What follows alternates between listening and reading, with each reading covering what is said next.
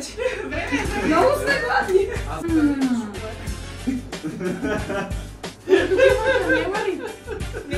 Аз понеже имам грях към тия прекрасни хора и към Леля Йоко. Здрасти, Лелче! Това си Иванчо и Мартинка. Не сме Иван и Мартин. Аз се опитам да направя една поничка, авторска поничка. Моя. Гърл пала. Я, тебе? Нека да му кажем, че мъжете са по-добрите в музиката. Здравейте, мили хора!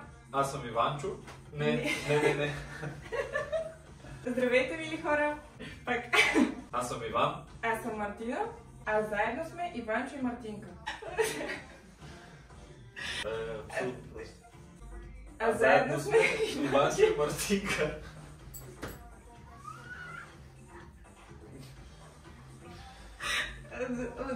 Ами, мили хора, простете лигавщината ни, но след многобройни опити така и не успяхме да го заснемем сериозно, така че нека продължаваме към видеото. Какво е това сега? Това са солените протеинови, естествено, с домати и досилек. Аз съм поканила Алекс и Дани да снимаме едно Q&A видео за техните ринопластики. Като една видна домакиня трябва да ги нагостя. В края се готви само тук се готви в тази кухня. Викай, Алекс, Дани! Елате да пробвате. Време ли е вече? Много сме гладни. Здравейте! Заповядайте. Беше от витрината. Много сте милички и мили хора, че ще ни нахраните. Какво е това сега прекрасно тук пред нас нещо? много неща сме ви подготвили, всичко е протеиново, всичко е без добавена захар, без брашно, без глутен. И без ДДС. Обаче е вкусно. Това е козунак с тафиди, орехи и Стандартна аромат. Добре. Аз ги върта козунаците тук е в тази. Това е мъж мечта, скъпи приятели. Да. Но смятайте, за да е мъж мечта Като гъбка. и да е с Марти, значи тя каква жена по мечта трябва да бъде. Така че сега ние ще опитаме най-вероятно. Нямаме тук за шоколад. Няма ли? Не, няма канела, има... Няма къде, няма брашно. Да кажем Няма също. брашно, да. Аз не съм опитала, знам. Смятай. Аз просто вече ставам. Все едно вече си бил тук. Направо? Все едно вече това се е случвало, нали? Да. Има орех. Защото ви видях. Стафиди. Има стафиди, да. Твоя има стафиди. За първ път да кажа Добре. нещо вярно. Това е много интересно, вижте колко е по-ръсто, като наистина като гъбка е. Много ми харесва. И е много лекичко. Да, наистина, има вкус на бананов хляб. Бананов хляб имаме също. Не, трябваше и бананов хляб. Трябваше да го направим. Ама следващия път. Ей, така като стане. Да. Са си заместител на много балансирано хранене. В тях има... Това ми е с едно хранене. Да, има въглехидрат, има протеин, има фибри, има витамини и минерали и е също без добавена захар. Добре. Аз понеже имам грях към тия прекрасни хора и към Леля Йоко. Здрасти, Лелче! Отдавна трябваше да дойда тук и да пусня това място. Затова сега мисля да пробвам поне 5-6 от тези шейковете, които толкова често гледам в Инстаграм, но не съм опитвала. Чакай само Така. кажа. Излезе, че се храня и че се включвам 5-6. Тези хора наскоро са спорили бизнеса. 5-6. Те тия шейфове си струват някакви пари. 5-6 ти за да пробваш. А ще ги платя? Кой казва, ще Те безплатно? няма да ти дадат, защото те са изключително. Къде знаеш? Това са Иванчо и Мартинка. Това не са някакви Иван и Мартина. Това са Иванчо и Мартинка. Те са добронамерени. То се звучи добронамерено. Избери си два. Избери си два. Да не Не, плащаш. след това означава да си избереш два. Добре. Между другото, партира, кара Dodge Challenger, кола, която е 3 пръста висока в най-ниската си част. И само виждам как идва. Е, там на ония тротуар може да се спре! Ама не мога да се Викат, да, я седи. Викам, не дей, и да се качи. Така, избирам си любимото на йогурто. Fucking mint. Fucking mint. Мента с шоколадови парченца. И That Girl. Ванилия с пана. That Girl. Girl Power. Айде да видим какво ще стане. Добре. Закъснях малко, защото едното вече намаля драстично. Това е много добро с ванилията. Това е... А това тук е fucking mint. Я да пробвам и него. Изобщо не е такова супер гига сладко, но това е по-сладичко и май в момента съм по-скоро в този муд. Така че That Girl печели състезанието. Сори, Лелче. Понеже Иванчо и Мартинка са много добри хора и ми позволиха да вляза в кухнята им и да се опитам да направя една поничка, авторска поничка. След това може да продадем на търг, да дарим парите за фондация Имаш Леля. Така, слагаме ръкавици и хигиената на първо място.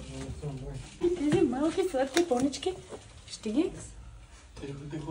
Даже са топли още. Така, сега. Ето вижте сега, това ми е белия шоколад.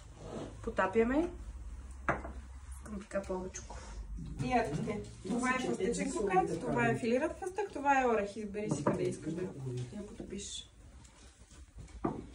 Крокант. Фъстъчен крокант. Много добра комбинация. Гледайте сега. Така, ама по-сничко така седи. Може да сложим малко и орехчета. Нали? Алекс нова рецепта ще измисли за нашите понички. Ами да, тя е ала Алекс. Ето и малко. Айде всичко по малко. Ами много хубаво ми се получи. Перфектно. Колко давате? Ми чувам аплодисменти. Окей, много добре, ставаме ето тук на изложбата. Дани, ти си.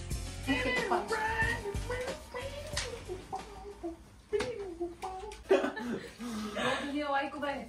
Да, сега с тебе... Нека да докажем, че мъжете са по-добрите в кухнята. Ами, не знам дали точно ще мога да... Ами ти според мен си доказателство за това. Аз лично нямам голям опит, но под за сметка на това бих казал, че имам някакво желание, така че ще гледам да не те изложи, да не изложа мъжката половина на човечеството. Ние с какъв шоколад ще направим?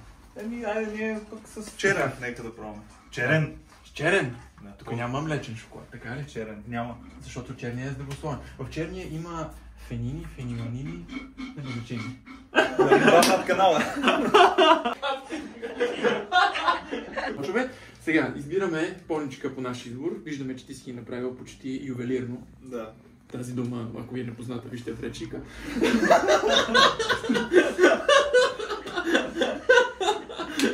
Така.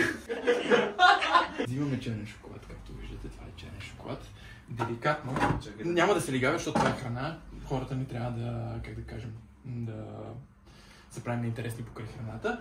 Така че и тук играем за декорация, така ли? Да. Добре, сега ще покажа нещо, което на Прима Виста ми идва. Много артистично. Искам да бъде. Добре. Така. Сега, знаете, че изкуството е нещо абстрактно. Тоест, това на някой може да му се стори абсолютно безмислено или безинтересно, но аз бих могъл да кажа тук, че виждам Венера. Заповядай. Това е изкуство. Да.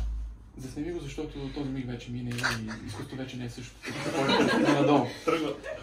Това, което аз направих, беше направено с желание, но без способности. Понякога способностите са, как да кажа, нещо, което създава големи очаквания и затова се радвам, че не притежавам способности, за да мога да изненадам. Неприятно.